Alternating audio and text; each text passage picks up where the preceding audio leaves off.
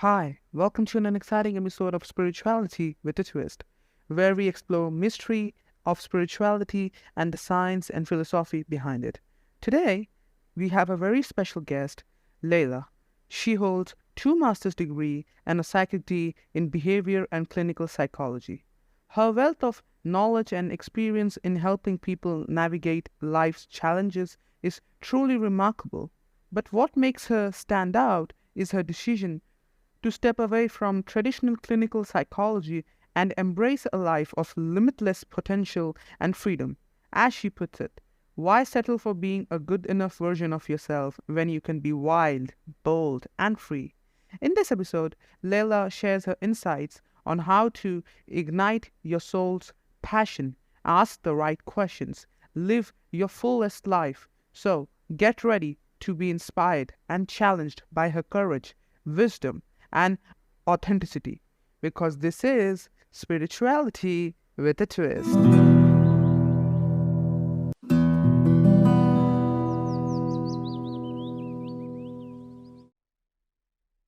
So, Leila, first of all, welcome to the podcast. Thank you for having me. So, tell me, like, I have already told the introduction about you on the introduction, so our listeners are already aware of you. So, take us way back to your childhood. Tell us, like, how did you like how was Leila then, and how she has come what she is now? Tell us about your childhood.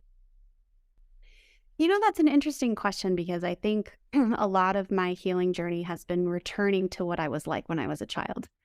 It's healing some of the wounds and the pains of insecurity and things that happened that weren't so nice. So when I was a child, I was very tenacious, very exuberant. I had a big personality. I loved to pretend and just act and put on a show for people. I loved to smile and laugh and just get with it. So that was always something that I really treasured about myself. And I was very articulate. I liked to read. I liked to watch shows. I liked to perform. I had a big personality.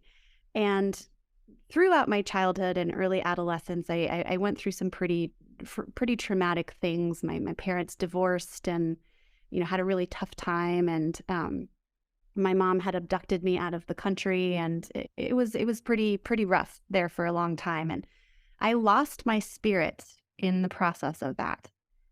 And I didn't really know who I was. So I spent a lot of time in my 20s, particularly even into my 30s, kind of trying to find myself again, trying to find that voice, trying to find that little girl who was excited and had that big spirit and could confidently interact with people.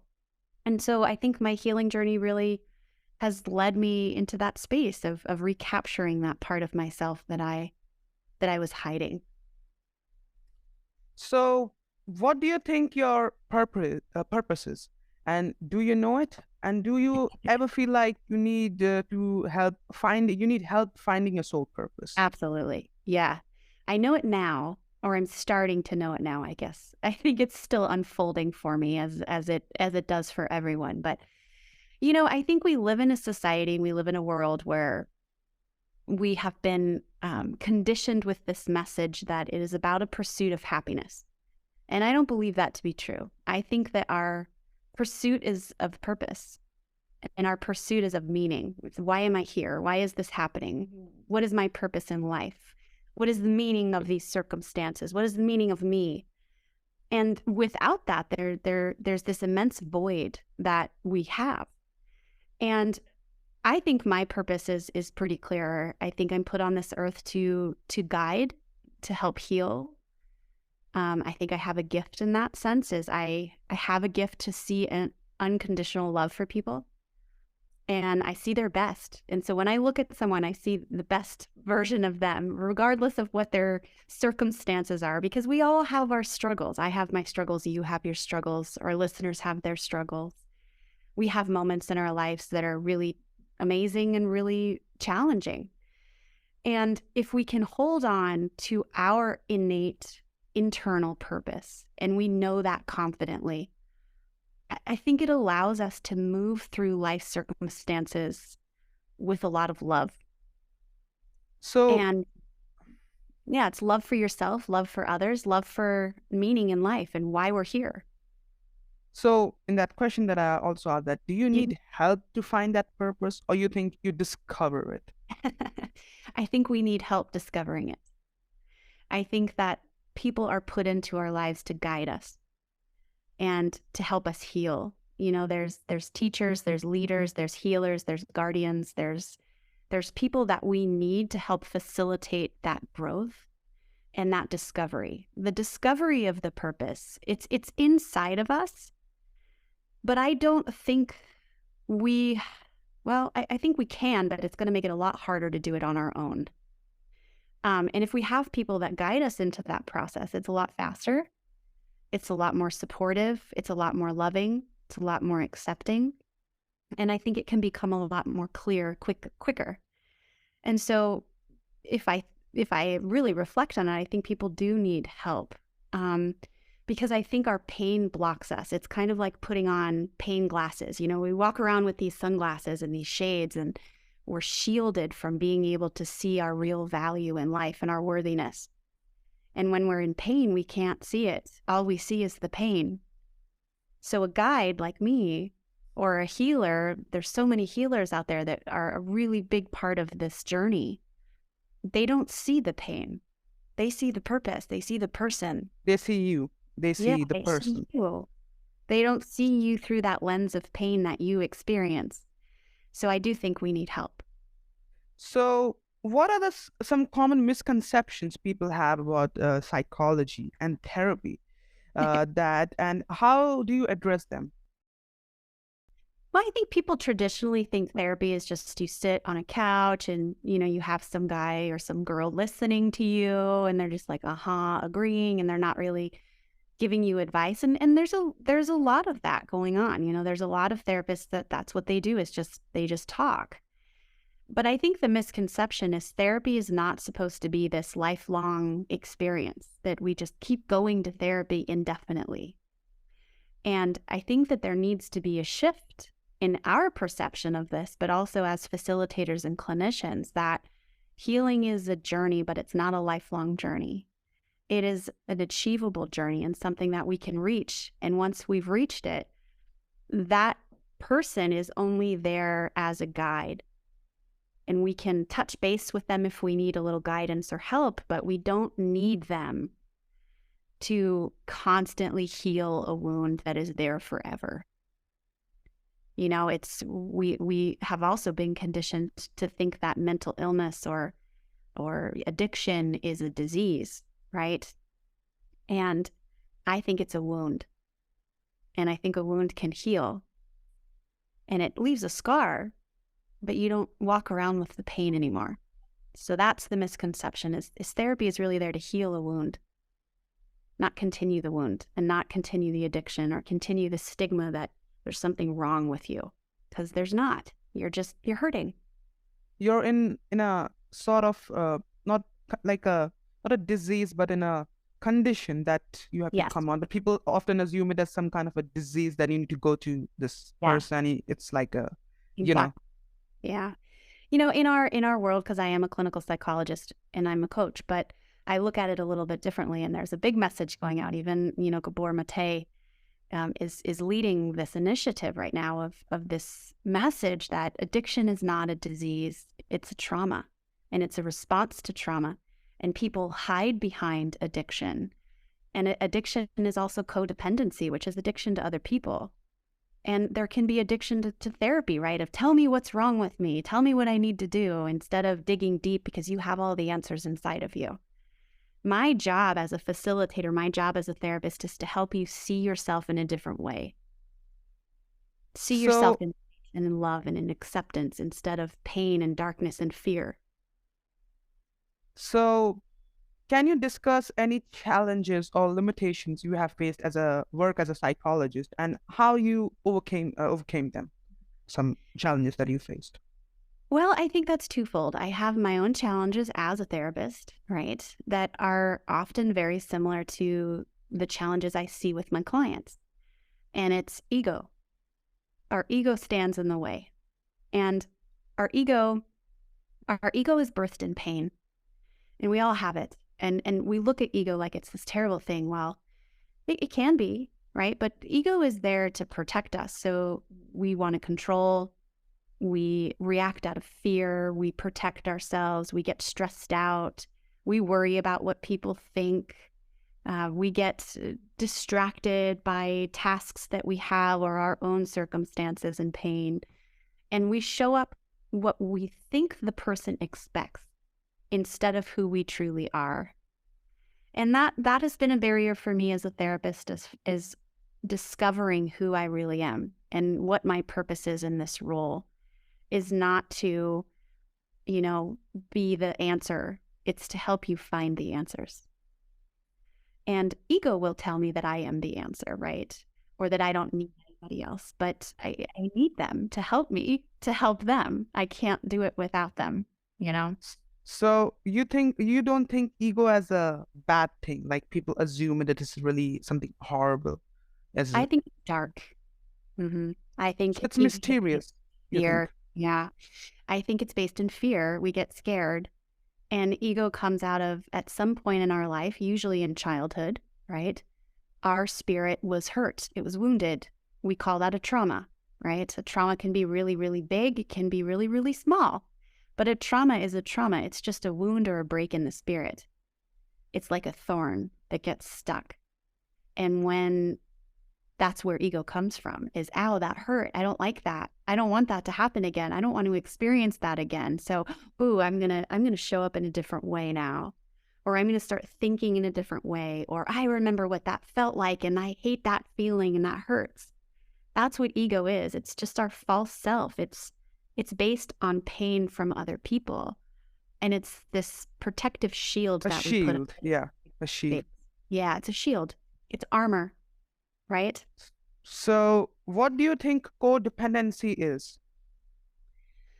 Codependency, I think, is an addiction to people.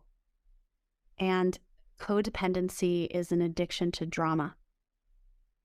And we learn how to interact with other people in a dramatic, egotistical, fear-based way.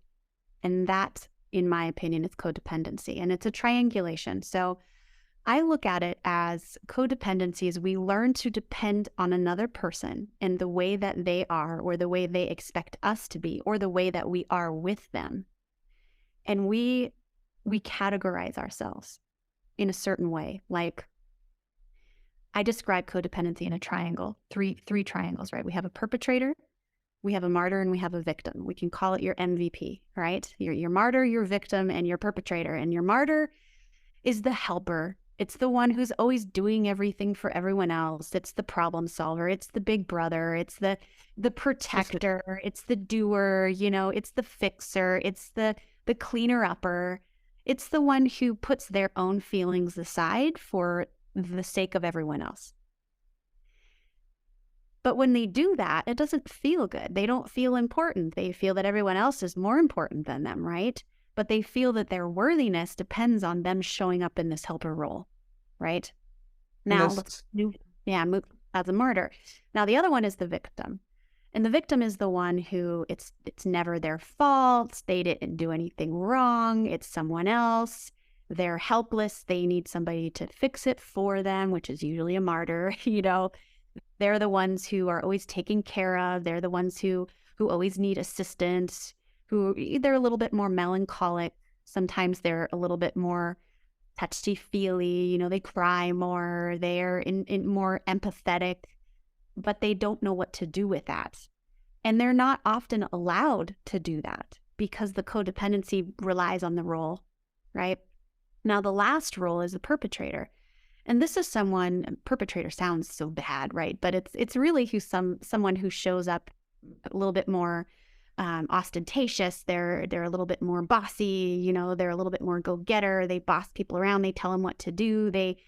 They are a little bit more directive. They can be a little bit perceived as a bully, right?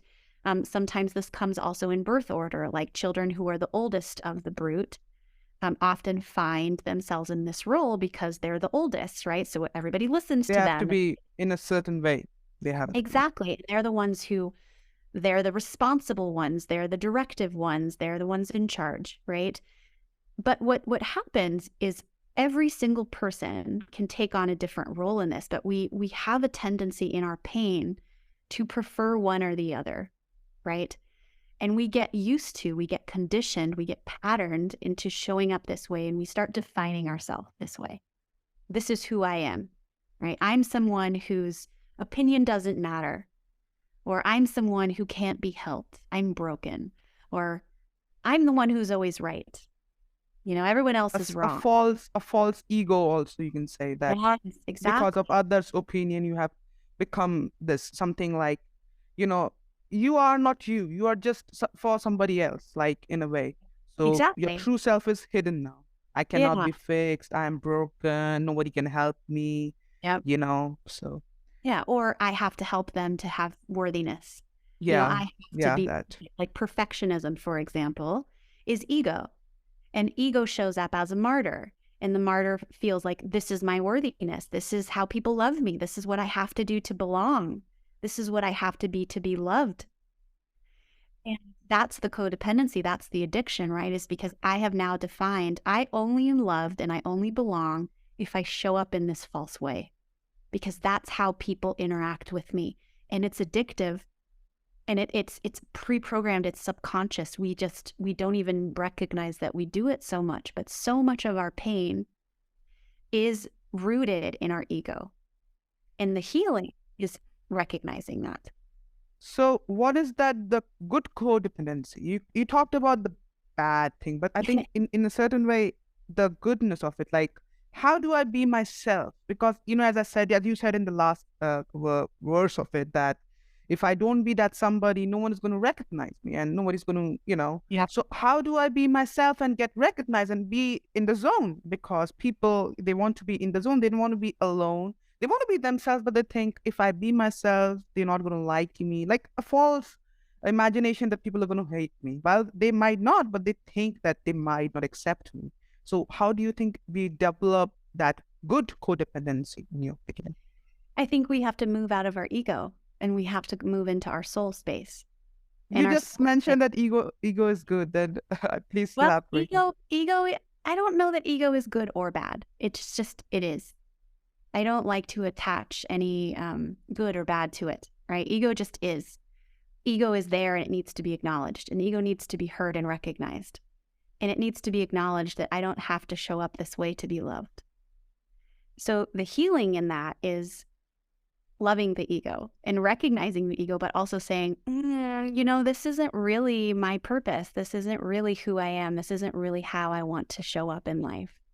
This isn't really the kind of relationship I want to have. So the healing is moving to the other space. It's moving into your true self, into your spirit, moving out of control, moving out of darkness, out of fear, out of protection, out of people pleasing, out of your false self, which is the ego, into your true self, which is love and light and internal validation. It's acceptance, it's confidence, it's trust, and it's way more safe. So what are some of the strategies or techniques for, like, this is a question that, okay, only I can ask you this. I think only you, I can answer this pretty well because you are in that clinical field. Yes. What are some of the strategies or techniques for uncovering what truly ignites someone's soul? That's a great question. I've stumbled upon this method called the AHAVA method. And this goes with AHA healing that I work with. And we use this modality called AHAVA method, where you go on a journey to find your soul, to ultimately find your purpose in life. And we do this in a structured program with, steps and phases in life. But we do this for 6 months because it's a journey. You can't just fast track it. You have to dig deep and you have to do the work for that. So to find your soul, you have to go on a journey, and you have to be willing to do the work, to really look inside and say, who am I? What is my purpose in this life? What do I want to do in this lifetime? What really, really fuels my spirit? And this isn't just about happiness, like what makes me happy. That's the false pursuit, is what makes this meaningful? What makes my life, my existence, my relationships meaningful? Because if we feel that we have meaning, we feel that we have purpose, right? So how do we find it? We have to heal the break in the spirit. That's the key, is we have to say, well, where did these patterns even come from?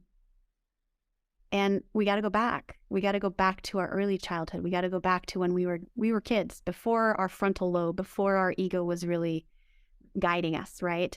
And look at, okay, where were these breaks and these wounds that I need to heal? Where did I start believing these messages that I wasn't lovable, or that I couldn't love or wasn't loving? Or where did this wound occur? And if we can go back and heal that, then we can start loving ourselves. And that's where it begins. The journey is really about healing internally and connecting to that divine energy, because that is your purpose. Why am I here? Well, we have to connect to that. We have to discover that. So you mentioned about the Ahava method, or Yes. that you have many clients before you started doing the Ahava method, I'm sure. Yes. So can you talk about any successful client stories that you had, and what factors do you think contributed to their success? I've seen lots of success. I think the reason I love this method so much, and I love working with AHA healing, is that I notice that healing is really possible in a short amount of time. Whereas before, and not to say that traditional therapeutic modalities are not effective, there's a lot of really great strategies out there. The difference is it keeps you coming back. And that's kind of this corporate model, right? Of, keep coming back to therapy, keep coming back. No, I want you to be healed and to go on with your life and live your best life, right? Live a life that is meaningful, and you are Free. confident. Yes, you have that freedom to just be you, and you are transformed in love, right? That's what I want, is the transformation. And so this method is transformative, and it takes your pain and turns it into your purpose, and it allows you to see that you matter. Your story matters, your pain matters, your purpose matters, your relationships matter. All of it has meaning. And instead of rejecting it and hiding it and saying, oh my gosh, that's my darkest thing, right? That's my biggest insecurity. No, we take it and we look at it, we love it. And you get to say, wow, this is just a part of me, and I love me. And I'm going to show up with that love. And if I can love myself, truly, I can love the world. and I can exude that love to everyone else. And then I can feel connected. And then I know that I am here for a reason. And that's the pursuit of purpose. Because, people are very depressed. They're very sad. A lot of people are really, really struggling with happiness, right? And constantly trying to strive to just be happy. Like, oh, I'm just not happy. I just can't sustain this. I can't stay here. It's not about happiness. It's about love.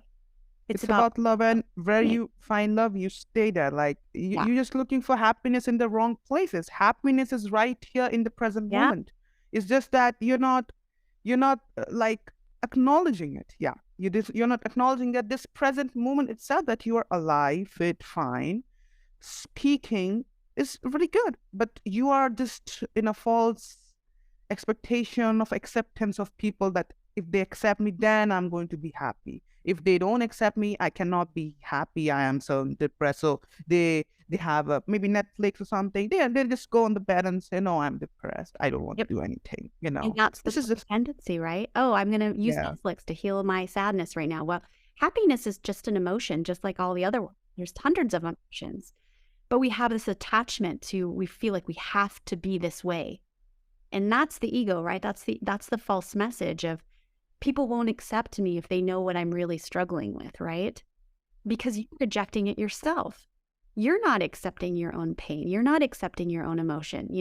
There's loving acceptance in, if I'm sad, right? Like you and I, say you were friends, and you said something that hurt my feelings. And I'm like, oh, man, that really hurt me. But I don't say anything to you because I'm like, maybe you won't want to be my friend anymore.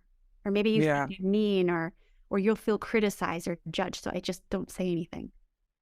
The love is in accepting and saying, oh my gosh, I'm sad. And I'm going to take that sadness and I'm going to give it some love. And I'm going to say, it is okay for me to be sad right now. And it is okay for me to come to you and say, hey, I really care about you because you're my friend and you hurt my feelings. This way. Yeah. But saying it in a right way is important. Like, what is the right way? So you didn't hurt him, but you said your feelings too, because you love that person, right?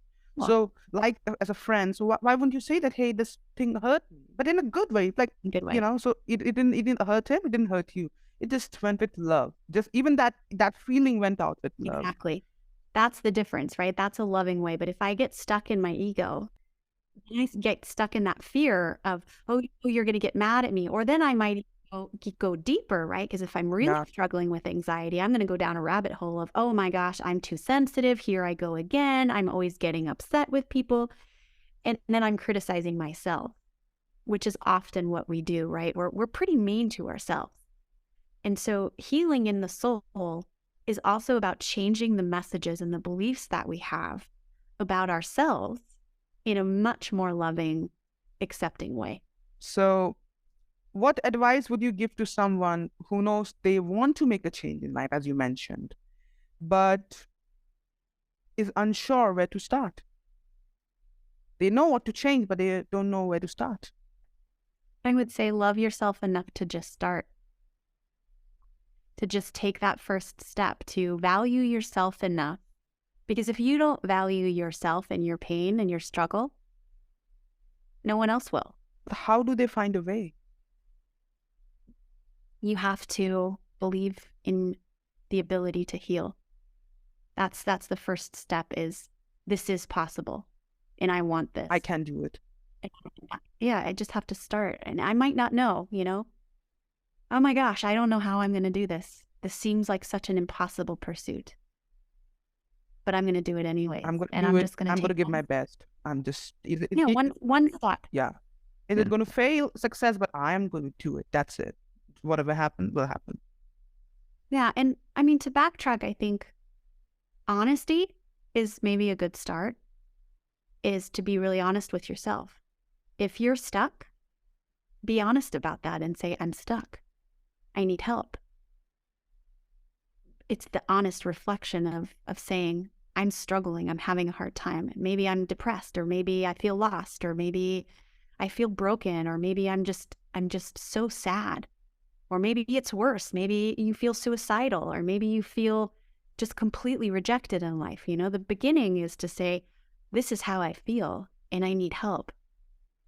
And then to just put it out there that I need help. And if you ask, it will come to you. It will come. So, you said about suicide, the thoughts that people have. So, what advice would you give to someone who is struggling to find a meaning, a purpose in life, because they feel they have no purpose? They don't know that they are finding no meaning, and mostly that time they feel rejected, or they feel this life is just so useless. I cannot do anything. So they have these suicidal thoughts, and mostly this happens a lot with teenagers these days. For some reason, Absolutely. as you are in clinical, you'd be aware of these kids having these suicidal thoughts. Why is that, and how do they overcome this? Yeah, I used to work at a behavioral health hospital with suicidal teenagers for a couple years.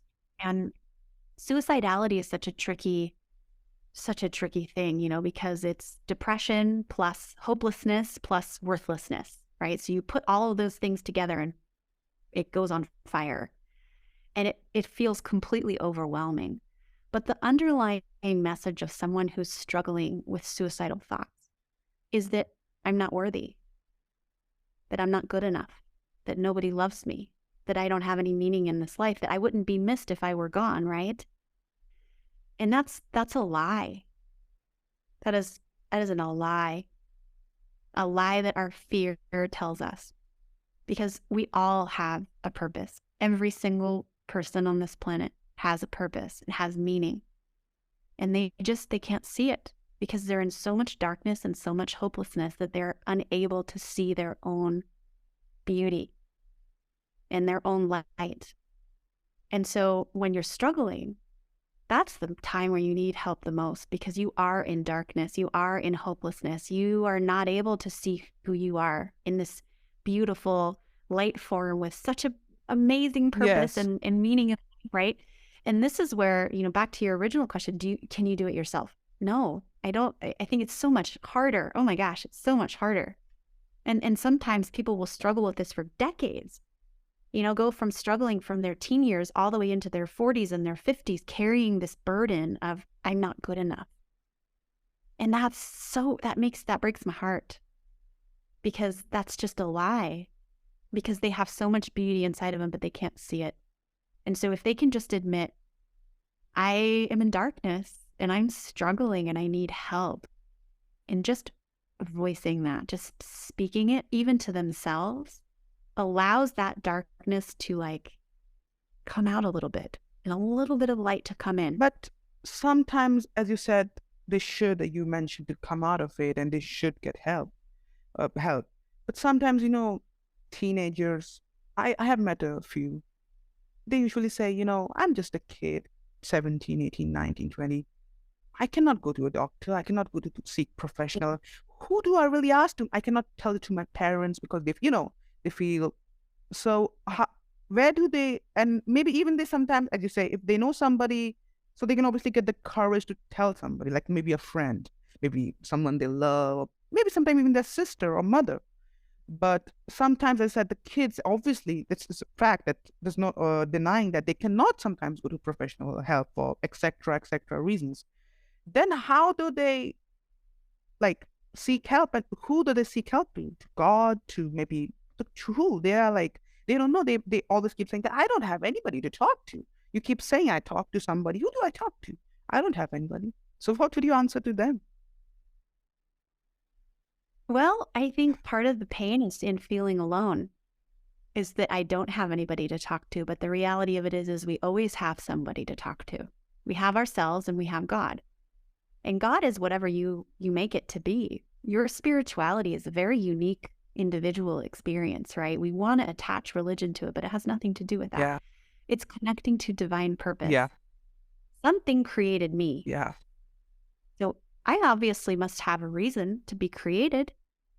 So I got to go talk to this creator here, this person, this God, this entity, this divine, this energy, this universe of hello, I'm in I'm dark stuck. here. I need some help, Show me a light. and yes. And sometimes it's about seeing something, I think the best example I can think of is in my own journey, right? As I've watched many people find light, but in my own space, my brother passed away a few years ago very Sorry. tragically in an accident. And I felt really lost. I lost my big brother. He was a light in my life and he was an anchor for me. And he had a lot of struggles, but he also brought so much love. And I didn't know what to do. And I remember right after he passed away, I went down to a lake and I was, crying and just really grieving. And I cried out and I just said, why? Why did he have to die? Why did this have to happen? It's not fair. And two things happened. I saw an eagle, like a bald eagle, which I live in California, so we don't have a ton of them, but we see them occasionally, but it's pretty rare. But a bald eagle flew over me. And I said, wow, that's beautiful. He would love that. And then I look over and there's these two wild horses fighting. And my brother was such a wild spirit, and I thought, oh my gosh, this is like my brother. He's giving me a message. In the sky? He's free. He's a free spirit now. And it just brought me so much joy, but I asked for a sign. I needed something. My soul needed something. I felt so in despair. And I cried out for help and it came to me. So when we connect to that space within ourselves, right, of recognizing I'm stuck, I'm grieving, I need something to show me the meaning of this. I couldn't understand the meaning of his death.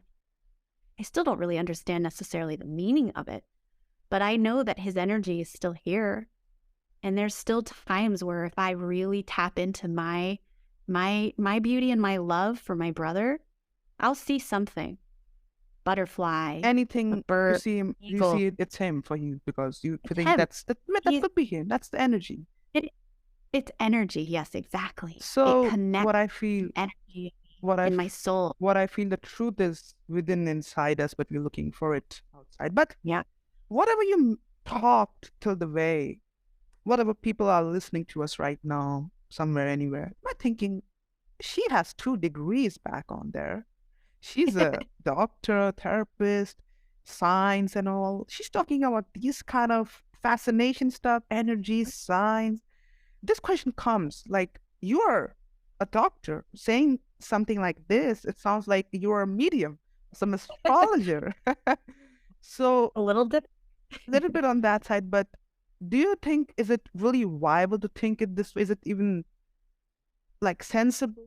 Because some people might, who are very logical, they might think, what kind of stupid what of kind of something she's saying? Because energy science, I know they cannot accept because they feel this whole world is really science and everything is just So how do they Well, I've received those criticisms before, right? Because in this yeah, clinical realm, we try to intellectualize everything, and in the medical realm, we try to do the same thing, right? And I just look at it in a different way. I have a different perspective of it, as I think that we function as a whole, right? As we have our intellect, we have that part of ourselves, right? We have our emotions, which includes, I think, interactions with other people, like our socialization and our connection to people, right? And we have our physical body and our biology, like we need to go to a medical doctor to heal, or a gym to get fit and put good things in our body for food and all of those things. But that's 3.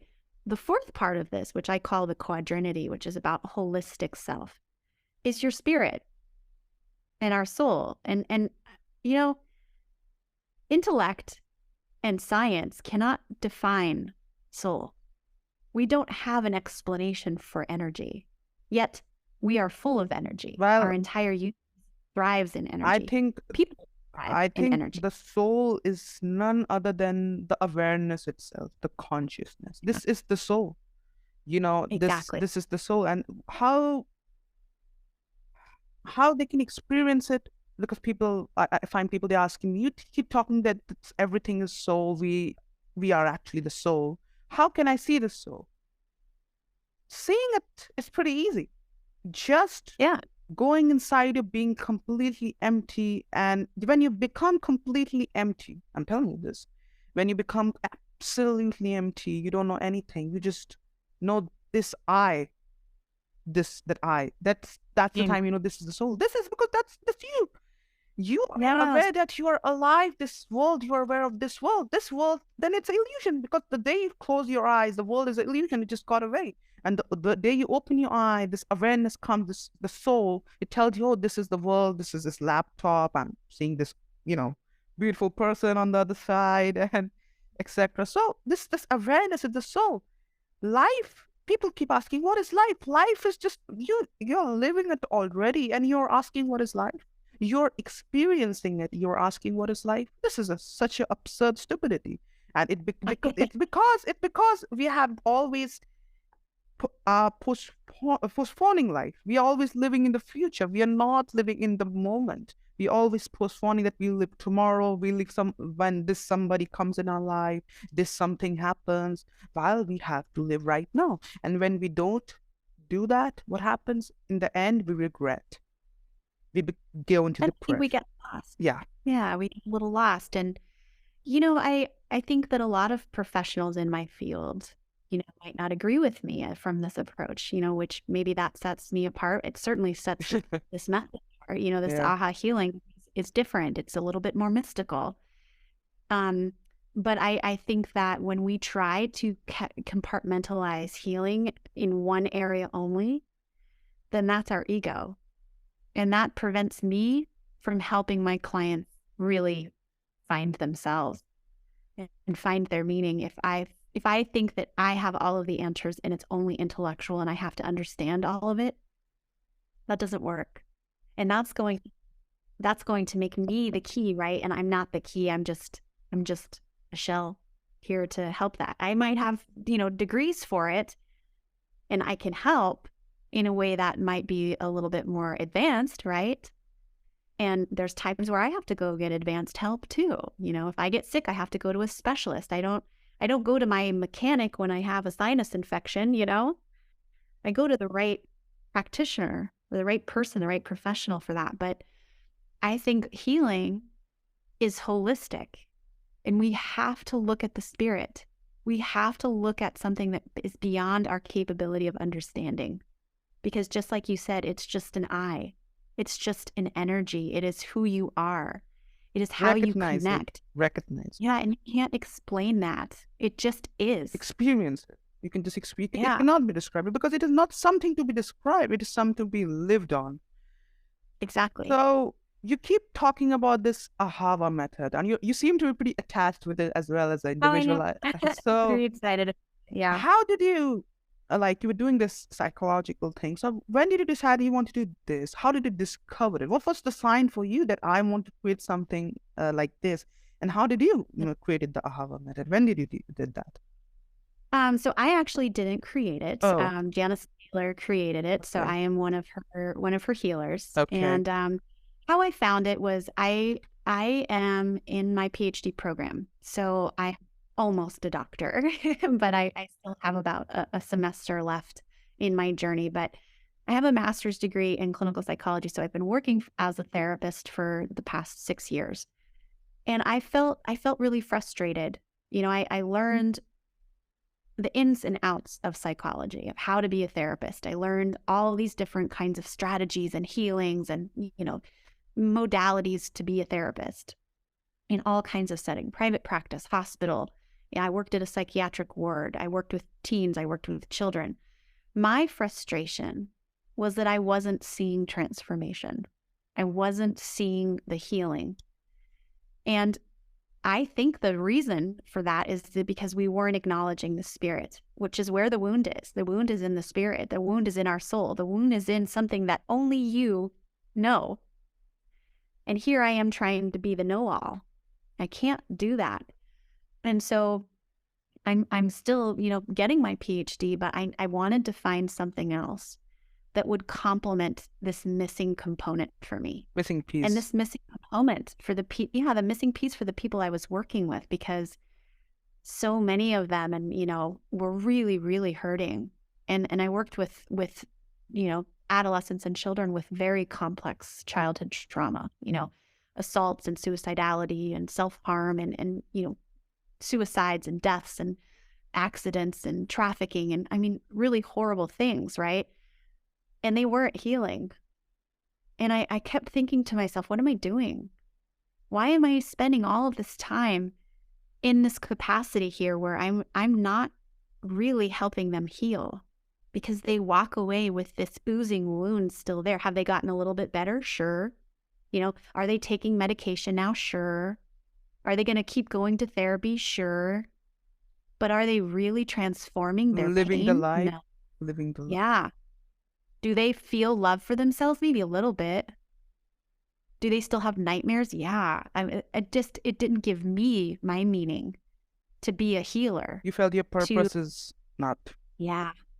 So how I found Aha Healing is I went on a journey of finding my purpose, of how can I use all of this training that I have and all of this passion to help people, because I'm very passionate about what I do and I love what I do. I love the work that I do. But I want to be effective. I want it to be meaningful. And so I went on a hunt, to find the right missing piece. And for me, this was the missing piece. Because this allows me to look at the person as a whole in all 4 parts and to target all 4 parts, which in traditional therapy, I wasn't able to do that. Just like you said, it's too mystical, Yeah. You can't talk about that stuff So in sometimes, your therapy. as you now believe that where science ends, the journey begins, I guess. Yeah. I believe that where the science, Yeah. this thing ends, there's the mystery begins, the new journey Yeah. of discovery on yourself. That, Absolutely. you know, And allowing yourself to really go on to that journey just for yourself, right? You're just on this for you, and there's no definition, there's no limits. You know, your beautiful purpose is waiting for you. you know, You just have to go find it. you have to just take the step. And Mhm. you know what happens? Like, we think usually we cannot do this, we cannot do that. But once we did that, we may complete it or may fail in it. But maybe when we complete it, we look back and say, like, maybe you 5 years from now, you just think, how will I do this degree? It's so hard, all this, so much study. You know how it is in the so much. I know some lawyers, they have to, they are doing the LLB, so much books, but they do it and they get the degree. And they, man, how did I did that? So see, when you do it complete, you cannot believe that I could do it. That means you have unlimited Oh, amount of potential. You just have exactly. to acknowledge it and take the step, rather than this mind who's taking control of you. Move that mind away. Take this I and soul out and go on that journey. It's time. So, Yeah, and believe I can do this. so I can do this. what That. questions would you have for me or for the listeners that they should ask themselves? Give me some questions that listeners should ask themselves after this podcast. They should ask that something. Well, I think, are you feeling stuck? Is the first question. Do you feel like you have found your meaning? Do you feel that you are living in your purpose? And if the answer is no, instead of saying, well, I can't find that, or I can't do that, or I don't deserve that, that's no, let's stop that. That's a lie. Instead of asking yourself the question, what do I need to go get it? What do I need to go find it? And start listening. Start listening to yourself. Start listening to your needs In yourself. and Yeah. in yourself and to the universe. I think we have to connect. We have to connect to other people too, of asking the right questions, right? But we have to just start with, am I in my purpose? Am I hurting? Mhm. Am I acknowledging that pain? Yeah. Or am I ignoring it? Am I stuffing it? Am I filling it with other things? Do I really have that meaningful satisfaction in my soul? And if the answer is no, which a lot of times it will be, there's help out there and you can get it. You just It's have to right there. believe that It's right there. it's right there for you. Yeah.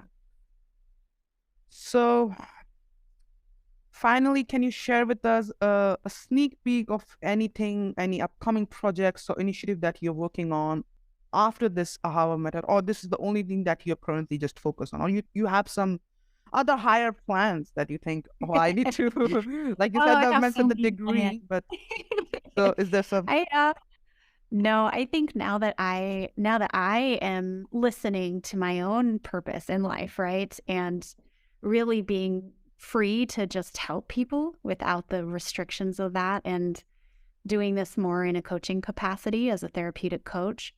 A couple projects that I have, I'm doing some workshops on like self-esteem, because that's a big piece of this, right? Of how can I feel better about myself? How can I love myself? So I have a self-esteem workshop on Eventbrite. I have a couple other ones coming up. So workshop, group coaching, a lot of those initiatives. But I use the AHAVA method, but I also use a lot of other coaching things. So I do like a lot of mindfulness and meditation training. I'd love to do a retreat sometime, but that's in the future. But I post a lot of website events on Eventbrite or on my website or on my Instagram. So there's lots of things out there, but I focus a lot more on the transformation in the soul. And so what that would be is self-confidence, boundaries, trust, using your voice, finding more meaning, discovering some of those things, unwrapping negative beliefs. There's lots and lots of things that I work So on. if somebody after listening to this podcast questioned themselves and they think, maybe I need help, okay, Yeah. and maybe somebody finds it in themselves. Maybe it's somebody seeks some professional help. But maybe if they want to come Yeah. to you, Yeah. so how would they know more about you, discover about you? Can you tell us like how we can find? Yeah. So my website is www.leilayanina.com. Just So drop it's that in the yeah, you description. gotta drop that in there. That's Yeah, hard to spell. I'm on Instagram as well, under Eudaimonia Coaching, which you can put in the handle as well. But I'm here to help. Really, I love what I do, and there's a lot of great coaches out there. There's a lot of great therapists out there, but there's also a lot of wacky ones. And I think for the listeners, I would want them to know to trust themselves more than they give themselves credit. Is when you feel connected to someone or drawn to someone. I've heard people on podcasts and I'm like, oh man, I just want to know this person. There's a reason for that. That's the energy. That's what we're talking about. That's that call, right? Of if yeah, you're listening yeah, to me right now and you're yeah, like, oh man, I need a little bit of what she's got, then there's probably a reason for that. And if yeah. you're listening and you're like, that's cool, then that's okay too. But I think that energetic connection is because there's something waiting for you, To be discovered, right? And waiting to be to discovered. be discovered. Yeah. And if it's not me, it could be somebody else. Yeah, You have to start paying attention to to, the yeah, calls, to the callings, the calls, the little knocks signs. on our, yeah. But you have to believe Yes. in them. You have to You a little bit you faith, and it is not something really, you know, as some kind of fantasy. It's just about. It is just like a simple psychology that we say, if you don't are like self-confident, you can achieve things. You have to be like, if you see these big football players, soccer players, yeah, you call that in soccer there, I think. So in America it's called soccer, it's here in football. So they like Ronaldo, Messi, they all say that I am the best. They never say, oh no, this player is better than me. They say they are the best. It's not some kind of ego. They have proclaimed, because they have to be like this, have to be in the cell, that I am the best player. I have to play the best because I am the. Sometimes it could be labeled as a falsehood. People think it is attitude, but no, it is there that they know they are the best player and they play their best. That's how they do it. But if you exactly. keep talking negative, Yeah. no, this is better, he is better, he looks better, he everything, he is better. I'm just different. My voice is like, some people even criticize their own voice, that this voice, my voice is so dull, you know. Yeah. That's criticism. And part of it is sometimes we can't see it and we can't believe it. Yeah, And yeah. sometimes it's just I want more. I want more. I don't want to feel this way. There has to be more than what I'm experiencing now.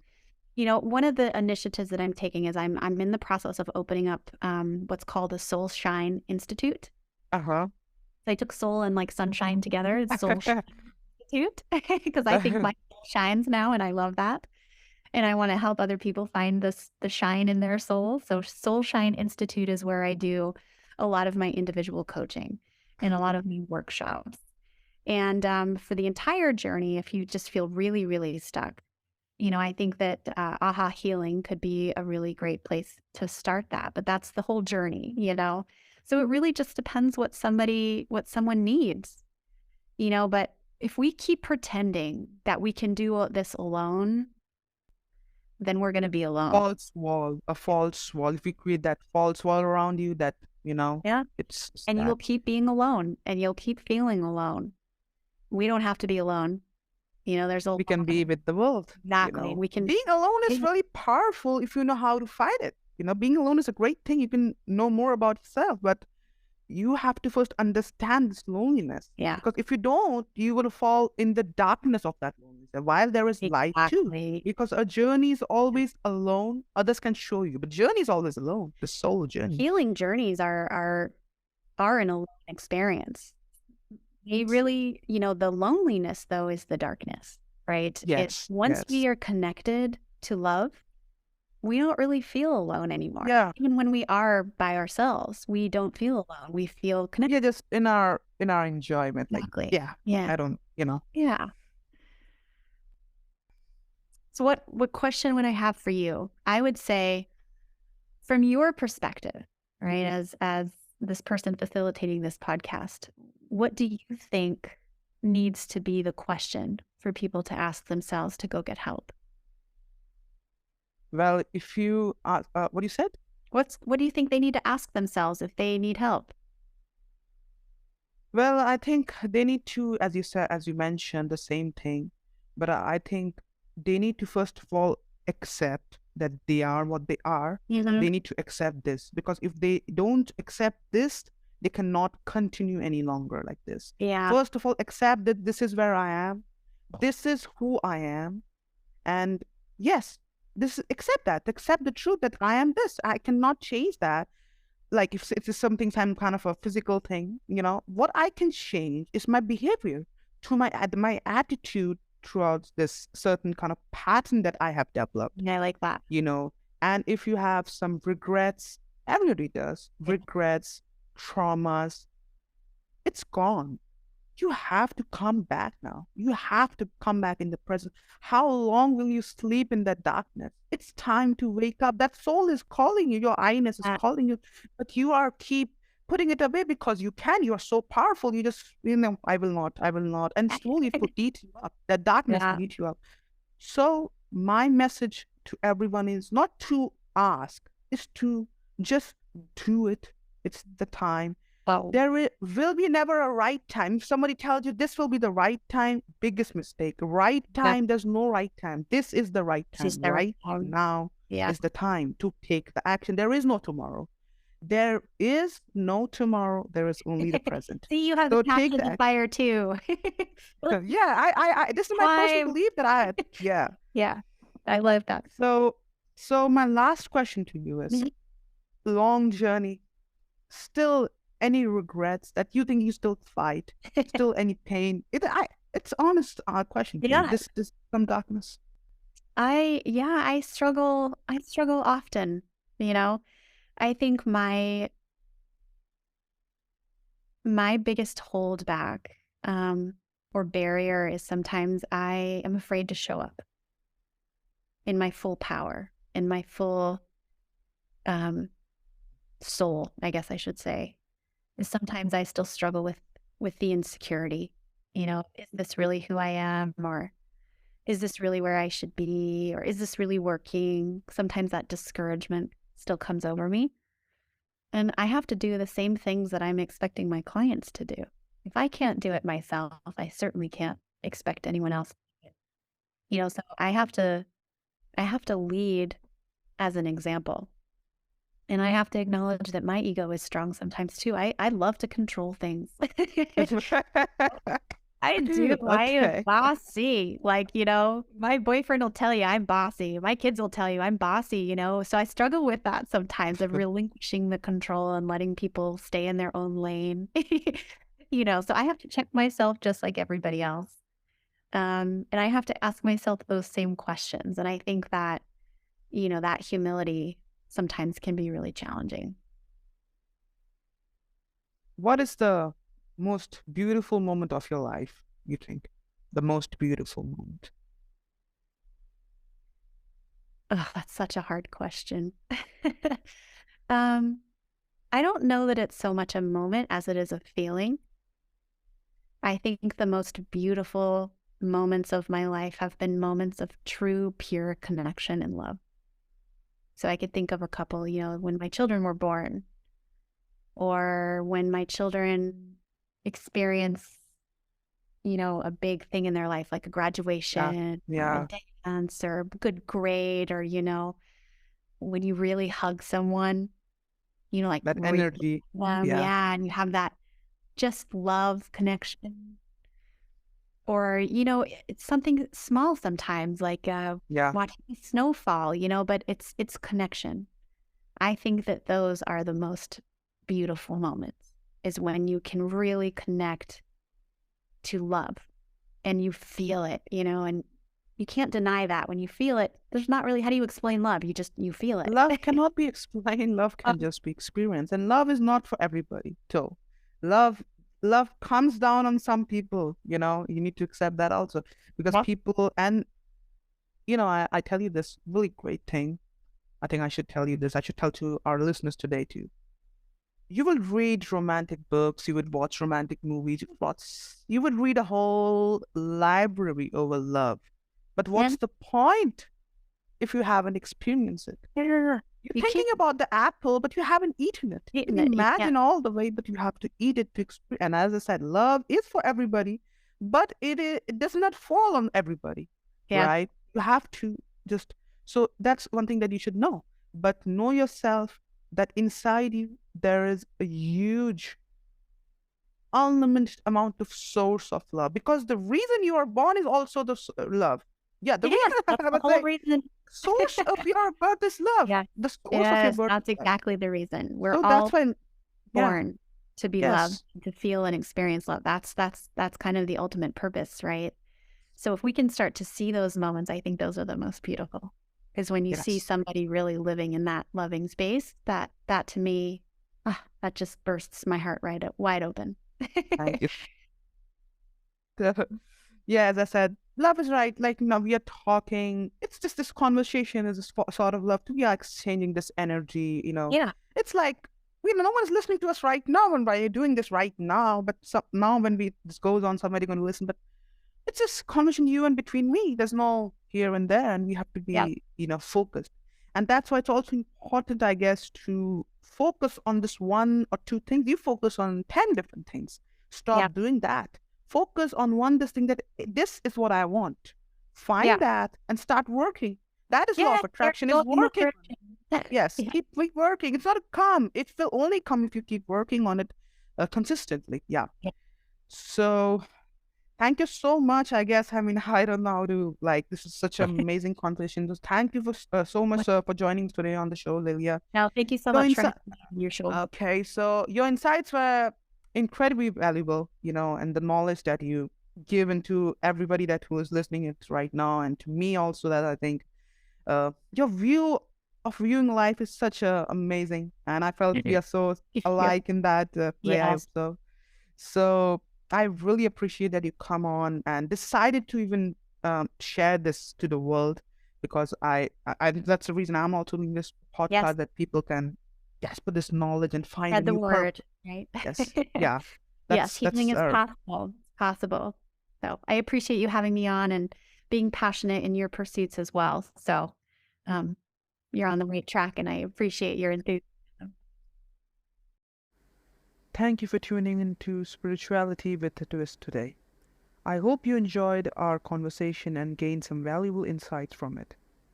As we wrap up, remember that spirituality and philosophy and science are not separate entities, but rather interconnected aspects of our search for deeper understanding. Keep questioning, keep exploring, and always trust your inner wisdom. And if you want to support the show and buy me a coffee, you can find the link in the description down below. Also, don't forget to connect with me on my social media. You can find me on Instagram and Twitter, where I share reels and behind the scenes content from the podcast. I love to hear your thoughts and feedback on today's episode. And if you haven't already, be sure to subscribe to our channel so you never miss an episode. And you can also watch the audio version of the show on your favorite podcast platform. So once again, thank you for joining us today, and remember to keep seeking the truth, wherever it may lead you. See you next time.